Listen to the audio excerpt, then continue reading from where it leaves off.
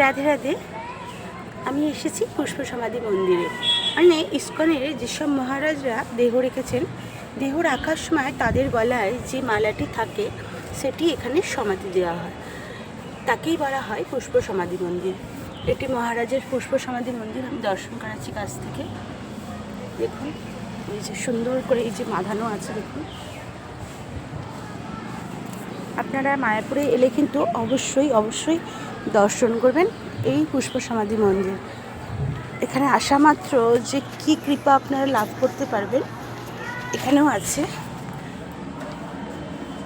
মহারাজের পুষ্প সমাধি মন্দির দেখুন।